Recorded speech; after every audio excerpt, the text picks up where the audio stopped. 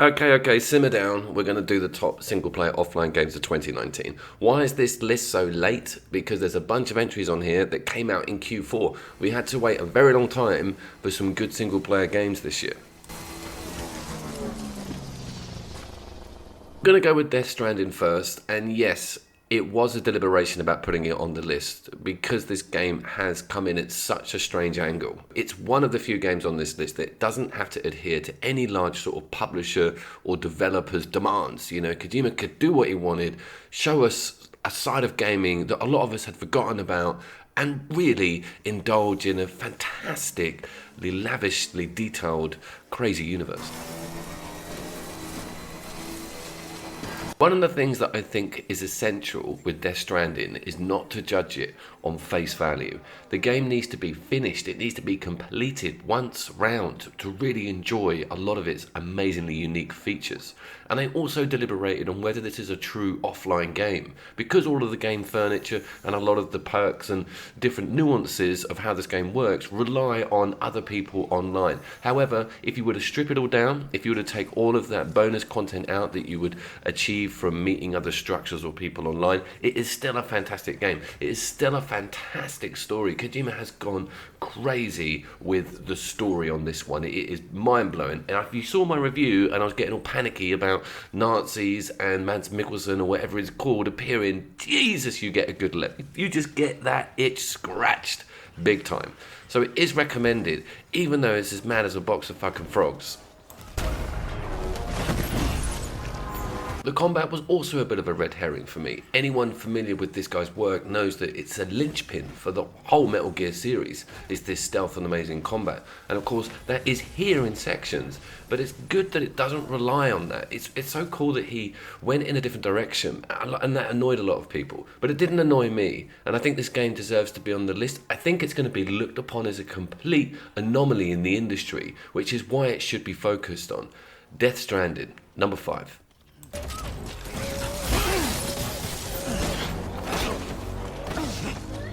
So this is the first of our latecomers, and this is the first of the surprises for this list for me. And it's doing everything that I want it to do. It's got a fantastic premise.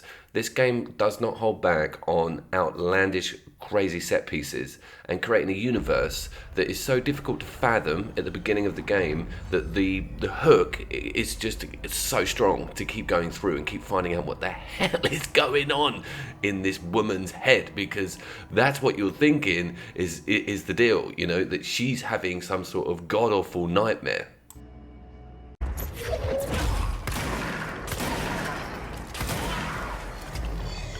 Now, as you can see, this is a solid third-person shooter. Now, I would bill this as Max Payne. Remember that Max Payne we had on the previous generation systems?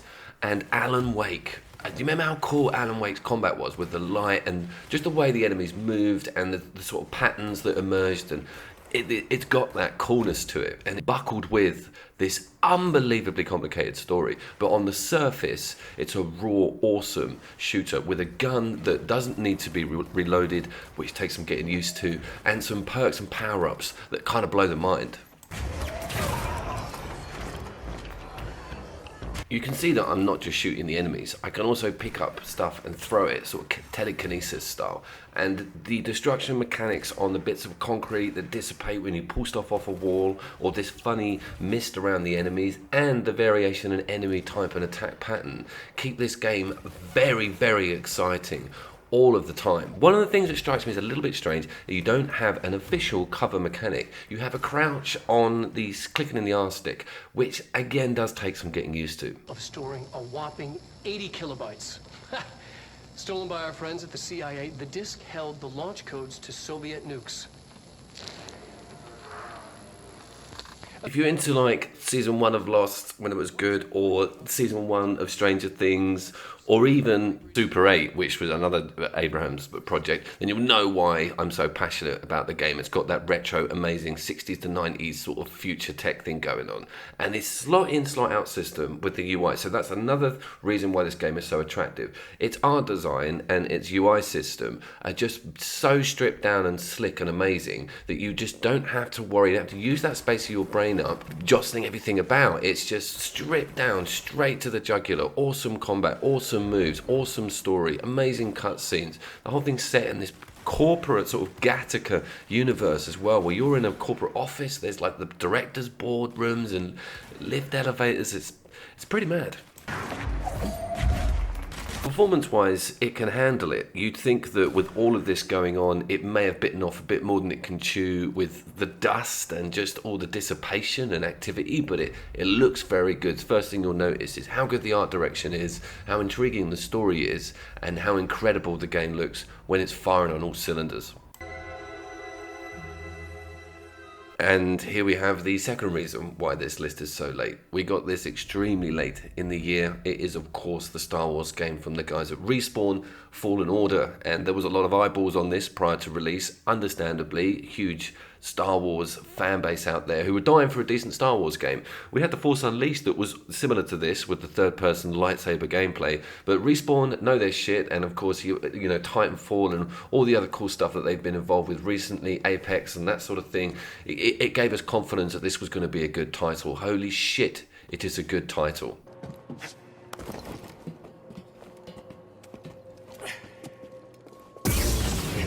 Sporting a lot more jumping around and sort of set piece obstacles than I thought it would. You know, it's kind of got an Uncharted vibe to it. That's really welcome. I thought this was going to lean really heavily on combat. It does have a few little nuggets from the old Soul series. I think that's what's pulling us hardcore gamers towards this. This is not just appealing to Star Wars fans. And if it was stripped of its franchise's name, I would be very impressed with it still. It's got some very, very tight combat mechanics. Let's talk about them in a little bit more detail.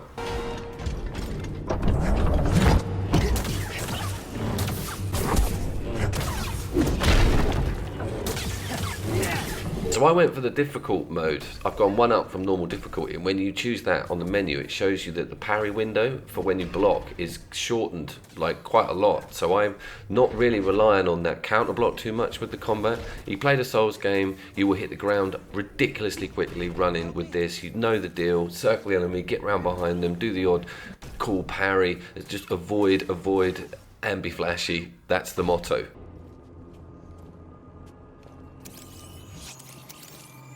I found myself really enjoying the sort of adventure of it all. I love the score to Star Wars. I'm not a massive Star Wars fan, of course. I'm into the original three, but I do crave that. I want to explore that universe, and I want to jump around and do dangerous things and go to strange planets and look and exist in some of that amazing art that comes with the films. And this really does do that for me. The score and the way that the wind feels on you. I left the game on pause, not on pause, but in game for I was doing something else, had my headphones on, and in the idle mode, there's a whisper from that woman. She sort of whispers some Sith.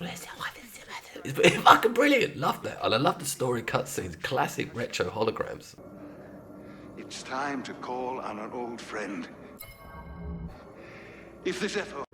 Is it this year's best single-player offline game? Some people are going to say yes to that. It's so strong, but it's been a really strong back end of the year as well. There's some other titles that do the stuff that this does a little bit better. But I love this. It's a real triumph. It's so great to have. It's one of the few games I'm never going to take back. It's going to be there. I'm going to go through it on the harder difficulties. And once that forced push opens up, the combat gets another layer onto it, which makes it even cooler. It's about 5 hours in until they give you the forced push, but everything just goes mental. Awesome.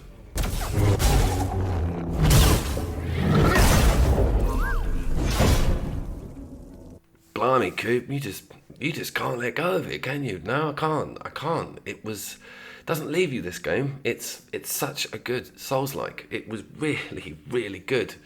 Bang, right between the eyeballs with this one. It did everything I wanted the sequel to the original Surge do, and it did it with finesse and just grace and gore and fear. The game is just grueling, frightening, relentless.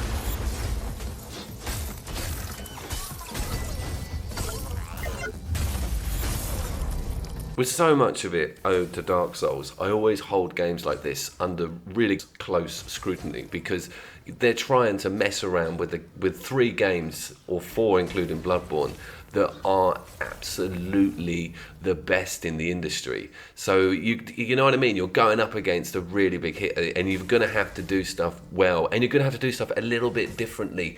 You know, you're going to have to give an angle that's a buying point for someone like me who's kind of getting Souls fatigued, but still secretly craves for loads more. And Jesus, man, this just says yes to all of the above.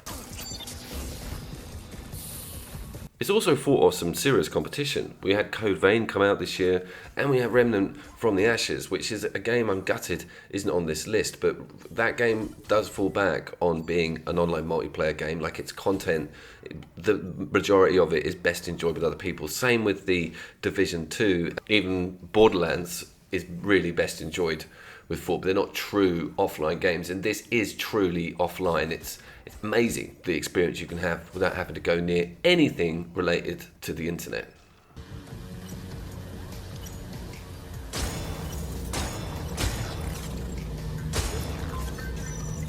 The UI system can be easily understood by a simpleton like me. Every moveset has a different outcome depending on what weapon you have equipped. Every piece of armor, be it helmet, body armor, legs, arms, can be upgraded and altered and gathered from all the enemies. It's a perfect Souls-like combination for me. It's ultra violent, it's set in the future, there's a strange little background intriguing story, the characters are complete badass. So The Surge 2 is a no-brainer for old Coop, and one of my favourite games of this year, really, full stop.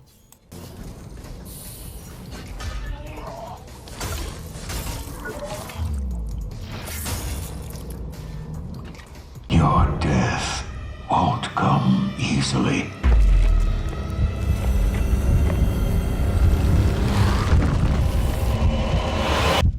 Okay, just before the big reveal, I have to talk about Sekiro quickly. One of the strongest samurai games to come out this year. It was a beautiful looking piece of software from Software. It just didn't make it into the top 5. It would have been number 6 or 7.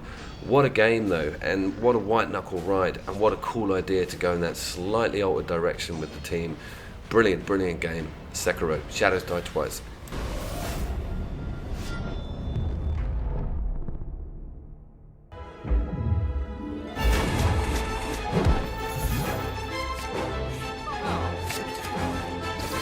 Yes, Slay the Spire is also going to get a mention. One of the best indie games of the whole year. One of the most addictive card deck based roguelikes I've ever played. It's crazy. It's going to get its own video, and I'm going to do an indie list as well, but wanted to mention it. Wow. Slay the Spire. Holy crap.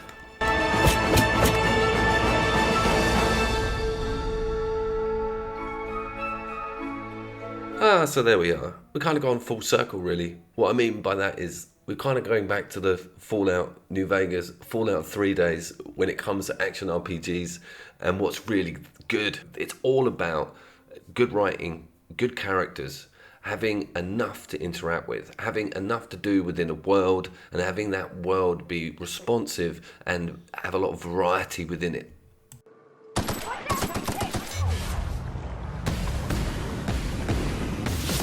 The Outer Worlds nails all of those things, and it's kind of a magnum opus for the studio. It's like you can tell that they have the shackles taken off them. They don't have that horrible deadline that caused those problems with New Vegas. They have some budget by the looks of things. The engine works. It's really glitchless, this game. It performs so well compared to some of the previous work or games of this type on the system.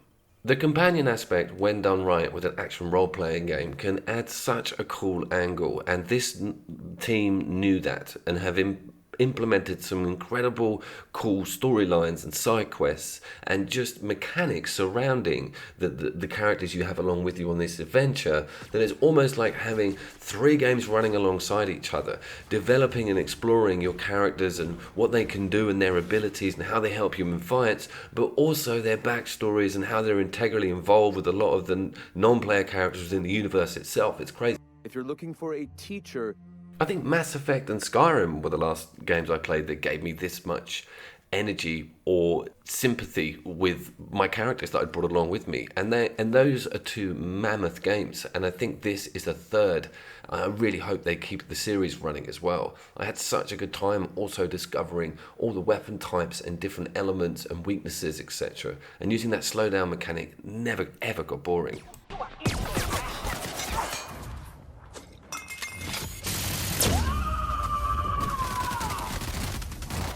Most of these games on this list have a strange little online element. It might be like access to a shop, or it might be slightly perked.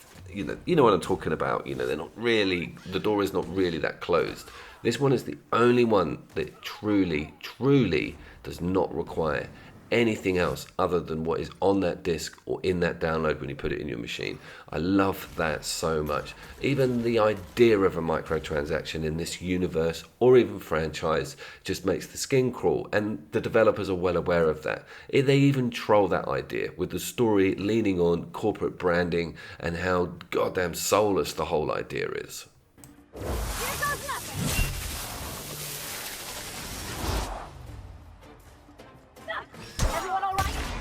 We're going to kind of wrap it all up. Thank you for watching the whole video and getting to the end and having to listen to the rest of my shite. But we've got some more couch co-op coming up. There's a very cool new couch co-op game. Not going to spoil too much, but I will be putting that out or getting the footage for that tomorrow. And then, of course, we've got the big end of year, game of year, all that stuff. I don't know if I'm going to sidestep it because I've kind of covered most of the coolest games I've played this year. Iceborne is obviously huge and taken up loads of my time.